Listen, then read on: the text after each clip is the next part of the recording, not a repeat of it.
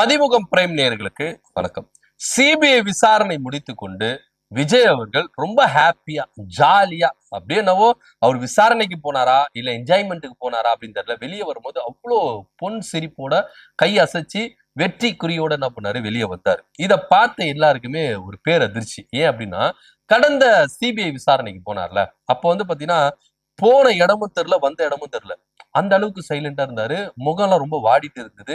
என்னையாச்சு, மனுஷனுக்கு ரொம்ப ப்ரெஷர் கொடுத்துட்டாங்களா அப்படின்னு எல்லாம் பேசப்பட்டது. ஆனா இந்த தடவை ஹாயா போயிட்டு ஹாயா கூலிங்கா வந்தாரு. என்ன விஷயம் அப்படின்னு நம்மளுக்கு ஒருவே குழப்பமா இருந்தது.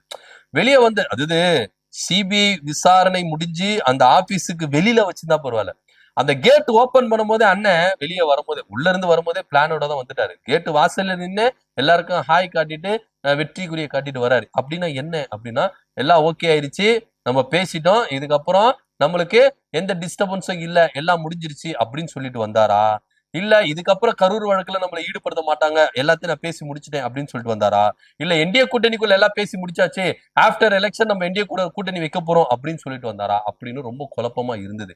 விஷயம் என்ன அப்படின்னு நம்ம பார்த்தோம்னா, ஆஃப்டர் எலெக்ஷன் இப்போ கண்டிப்பா என்டிஏ கூட்டணியில விஜய் கூட்டணி வைக்க மாட்டார். உள்ள பேசப்பட்டது என்ன அப்படின்னா, ஆஃப்டர் எலெக்ஷன், ஏன்னா என்டிஏ கூட்டணிக்கு கன்ஃபார்மா வந்தாகணும் அப்படின்னு பாஜக தரப்புல இருந்து ரொம்ப பிரஷர் கொடுத்ததா ஒரு தகவல் இருக்கு. சோ இப்படியா இருக்கும் பொழுது விஜய் அவர்கள் என்டிஏ கூட்டணியில ஓப்பனா இப்போ தேர்தலுக்கு முன்பாக அவர் கூட்டணி வைக்க மாட்டார். ஏன்னா மாற்றத்தை தரேன் அப்படின்னு சொல்லிட்டு விஜய் அவர்கள் மக்களுக்கு ஏமாற்றத்தை கொடுக்க விரும்பல. அதே போல சிறுபான்மையினர் வாக்குகளை உடைக்கிறதுக்கு விஜய் அவர்கள் ஒரு கருவியா பாஜக இங்க என்ன பண்ணிருக்கு, பயன்படுத்திட்டு இருக்கு. சோ இப்போ அதிரடியா கூட்டணி வச்சுட்டா எல்லா பிளானும் சொதப்பிடும். சோ இங்க பெண்கள் வாக்குகள், சிறுபான்மையினர் வாக்குகள் திமுக பக்கம் போறத அவரை உடைக்கணும் அப்படின்றதுக்காக தான் விஜயை கொண்டு வந்திருக்காங்க. ஆனா உண்மையான விவரம் என்ன அப்படின்னா, பாஜக கூட வெளிப்படையா கூட்டணி வச்சுட்டா விஜயும் டேமேஜ் ஆயிடுவார். அதுக்கப்புறம் அவருக்கு அரசியல் எதிர்காலமே அப்படின்றது இருக்கவே இருக்காது. சோ இதெல்லாம் சிந்தித்து பார்த்த விஜய் அவர்கள் பக்காவா ஒரு ஆஃபர் கொடுத்திருக்காங்க. பாஜக கொடுத்த ஆஃபரை விட இவர் அதிகமா என்ன பண்ணிருக்காரு, ஆஃபர் கொடுத்திருக்காரு. 234 தொகுதியில நான் வேட்பாளரை நிப்பாட்டுறேன், என்டிஏ கூட்டணி சார்பா நீங்கள வேட்பாளரை நிப்பாட்டுங்க, ஒரு சில தொகுதியில நம்ம என்ன பண்ணிடலாம், பேசிக்கலாம், எங்க வேட்பாளர் நிப்பாங்க, ஆனா ஓட்டெல்லாம் ஒரு சில தொகுதியில உங்களுக்கு வரும். அதே போல ஒரு சில தொகுதியில நீங்க எங்களுக்கு ஓட்டு போட்டு நாங்க ஜெயிக்கணும், யார் அதிகமா ஜெயிச்சு உள்ள வருமோ அவங்களுக்கு நீங்க சிஎம் பதவி கொடுங்க, இல்ல டெப்டி சிஎம் பதவி கொடுங்க, இல்ல ஆட்சி அதிகாரத்துல பங்கு கொடுங்க அப்படின்னு ஆஃபர் வந்திருக்கு. ஏன்னா முன்னாடியே நான் சொல்லிட்டேன்னா எனக்கும் லைஃப் இல்லாம போயிடும், உங்களுக்கும் நீங்க என்ன பண்ண முடியாது, எதிர்கட்சி தலைவரா உட்கார முடியாது அப்படின்னு பல விஷயத்த டீட்டெயிலா விஜய் அவர்கள் எடுத்து சொன்னதாக ஒரு தகவல் இருக்கு. சோ இதன் அடிப்படையில தான் அவர் வெளியே வரும்பொழுது ரொம்ப ஹாயா எல்லா டீலிங்கும் முடிஞ்சிருது. அதாவது இவர் என்ன பண்றாராம், காப்பி அடிக்கிறாராம். நம்ம முதல்வர் ஸ்டாலின் அவர்கள் காங்கிரஸோட கூட்டணி முடிஞ்சோன்னா கதம் அப்படின்னு சொல்லிட்டு எல்லாம் முடிஞ்சது ஓவர் அப்படின்னு சொல்லிட்டு ஒரு ட்ரெண்டிங் ஒண்ணு கிரியேட் பண்ணார்ல, அது மாதிரி ஒரு சிபிஐல வரும்போது பேசிட்டு வந்திருக்கிறாரு. தப்பா நினைச்சுக்காதீங்கயா, அலுவலகத்துல இருந்து வரும்போதே நான் சிரிச்ச மாதிரி சிரிச்சு இப்படி காட்டுவேன், தப்பா நினைச்சுக்காதீங்க. ஏன்னா தமிழ்நாட்டுல ஸ்டாலின் சார் அவர்கள் என்ன பண்ணிருக்காரு, இப்படி ஓவர் சொல்லி ட்ரெண்டிங் ஆயிட்டாரு, நான் இப்படி சொல்லி ட்ரெண்டிங் ஆகணும் அப்படின்னு சொல்லிட்டு தான் வந்திருக்காரு. ஏடி போட்டியா தான் பண்ணியிருக்கிறாரு. ஆனா இவங்க சொல்லுவாங்க விஜயை பார்த்து சிஎம் காப்பி அடிக்கிறாரு அப்படின்னு. உண்மையிலேயே அவரை பார்த்துதான் இவர் காப்பி அடிச்சுக்கிறாரு. இவர் பண்ற அந்த ரேம்ப் வாக்கு, தோல்ல துண்டு போறது, இதெல்லாம் முன்னாடியே எப்பயோ பண்ணிட்டாரியா அவரு, அவரை பார்த்துதான் நீங்க காப்பி அடிச்சிருக்கீங்க, முதல்ல அதை தெரிஞ்சுக்கங்க அப்படின்னு திமுக காரங்க வச்சு செஞ்சுட்டு இருக்காங்க. இப்போ ஸ்டாலின் சாரை ஓவர் டேக் பண்ணணுமா, இவர் அப்படி காட்டணும், ஸ்டாலின் சார் இப்படி காட்டினாரா இவர் இப்படி காட்டினாரா அப்படின்ற ரேஞ்சுக்கு பேசணுமா, அது ஒரு பக்கம் டிராமான்னு வச்சுக்கோங்களேன். ஆனா உண்மையா இதுதான் நடந்திருக்கு.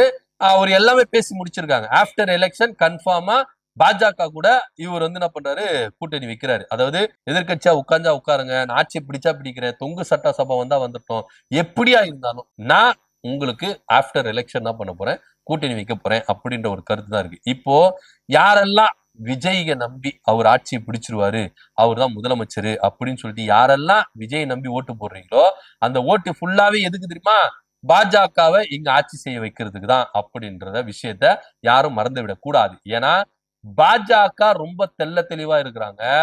அதிமுக இங்க ஆட்சியை பிடிச்சாலும் விஜய் ஆட்சியை பிடிச்சாலும் உள்ள இறங்கி வேலை செய்ய போறது பாஜக தான், அதை நீங்க மறந்துடவே கூடாது. ஏன்னா எல்லாமே திரைமறைவுல பேசப்பட்ட ஒரு விஷயமா தான் இருக்குது. ஏன்னா நீங்க ஒரே ஒரு விஷயத்த மட்டும் நல்லா நோட் பண்ணிக்கணும், விஜயோட ஆக்டிவிட்டிஸ்லயே நம்மளுக்கு எல்லாமே தெரிஞ்சிடும். இதே 2 விசாரணைக்கு உள்ள போன விஜய் அவர்கள் வெளியே வரும்போது எப்படி வந்தாரு, இப்ப எப்படி வராரு, நிறைய விஷயங்கள் பேசப்பட்டது. விஜய் என்டிஏ கூட்டணிக்குள்ள போவாருன்னு.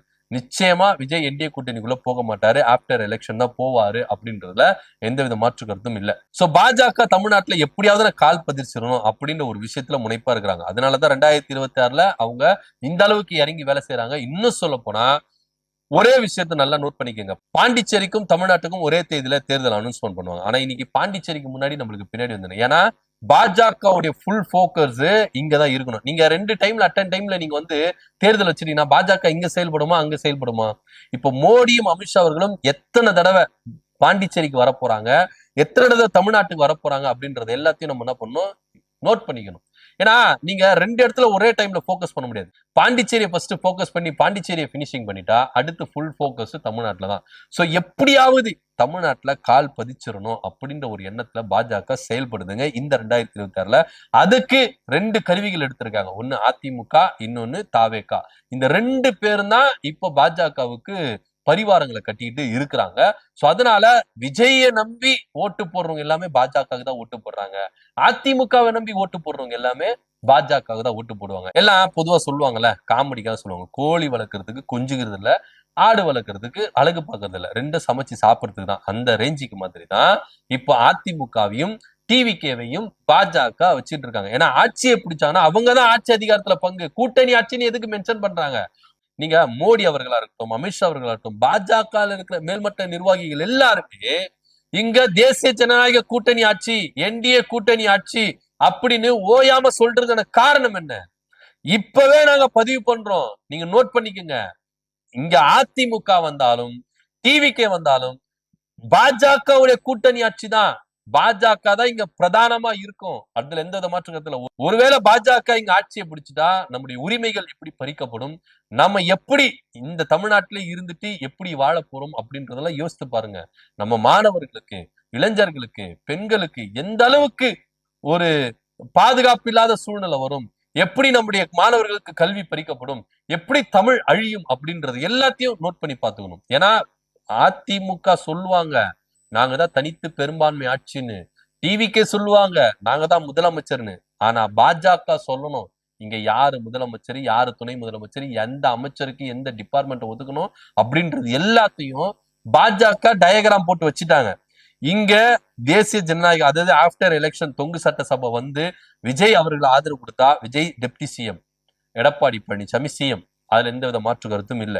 அமைச்சர்கள் 3 பேருக்கும் பிரிப்பாங்க. பாஜக இதுல பிரதானமா இருந்துடும். முக்கியமான டிபார்ட்மெண்ட் எல்லாம் பாஜக வச்சுக்கும். இதர போனது இங்க டிவிகேக்கும் அதிமுக பிரிச்சு கொடுத்துருவாங்க. இதுல முதலமைச்சர்னு இவர் தான் இருப்பாரு. ஆனா செயல்படுறது எல்லாமே பாஜக தான் சொல்லணும். பாஜக எந்த கோப்புல சைன் பண்ணணுமோ அந்த கோப்புல தான் எடப்பாடி பழனிசாமி சைன் பண்ணணும். பாஜக எந்த கோப்புல சைன் பண்ண கூடாது அப்படின்னு சொல்றாங்களோ அதுல அவர் சைன் போட மாட்டாரு. எந்த திட்டத்தை இங்க செயல்படுத்தணுமோ அந்த திட்டத்தை எடப்பாடி பழனிசாமி செயல்படுத்தி தான் ஆகணும். இதுக்கு ஆதரவு தெரிவிக்க வேண்டியது விஜயோட வேலை. இதுதான் நடக்க போகுது ஆப்டர் எலெக்ஷன். எல்லாருமே இப்ப என்ன பண்ணணும், கொஞ்சம் சுதாரித்து கொள்ளணும். நம்ம டிவிகேக்கு போடுற ஓட்டும் அதிமுகவுக்கு போடுற ஓட்டும் முழுக்க முழுக்க பாஜகவுக்கு போடுற ஓட்டு அப்படின்றத யாருமே மறந்துடக்கூடாது அப்படின்னும் எல்லாருமே பேசிட்டு இருக்காங்க. சோ நம்ம யாருக்கு ஓட்டு போட போறோம் அப்படின்றதான் இப்ப நம்ம என்ன பண்ணணும், சிந்திக்க போறோம். ஆனா கம்பல்சரி ஓட்டு போட்டுருந்தாங்க.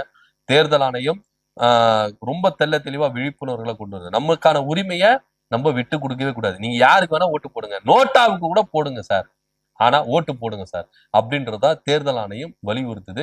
சோ அதையும் நம்ம என்ன பண்ணணும், சிந்திச்சு வைக்கணும். சோ இப்படியெல்லாம் யோசிக்கும் பொழுது, ஏன்னா சிபிஐல இருந்து அவர் ஏன் சிரிச்சுக்கிட்டே வந்தாருன்னா இதுக்குதான் வந்தாரு. எல்லா பேச்சுவார்த்தையும் எல்லா ஆஃபர்களையும் பாஜக கிட்ட பேசி முடிவாயிருச்சு. இப்போ 234 தொகுதியிலும் இவர் வேட்பாளரை நிப்பாட்ட மாட்டாரு. சில தொகுதியில ஏன்னா 234 தொகுதியிலும் இவர் வேட்பாளரை நிப்பாட்ட மாட்டாரு. சில தொகுதியில மட்டும் தான் வேட்பாளரை நிப்பாட்டுவாரு. ஏன்னா அந்த தொகுதியில பாஜக அதிமுக நின்று ஜெயிக்கணும் அப்படின்னு சொல்லிட்டு, ஏன்னா அவங்களும் சொல்லிட்டாங்க இந்தந்த தொகுதியில தான் நீங்க நிக்கணும், இந்தந்த தொகுதியில வேட்பாளர் நிப்பாட்ட கூடாது, அந்த இடத்துல நாங்க நிப்பாட்டுவோம் அப்படின்னு சொல்லிட்டு. சோ விஜய் அவர்கள் 234 தொகுதியிலும் வேட்பாளர் நிப்பாட்டுவாரா அப்படின்றதும் ஒரு பெரிய கேள்விக்குறியா இருக்கு. பொறுத்திருந்து பார்க்கலாம். இதை பத்தியோட கருத்து அப்படி கீழே கமெண்ட் பண்ணுங்க. நன்றி, வணக்கம்.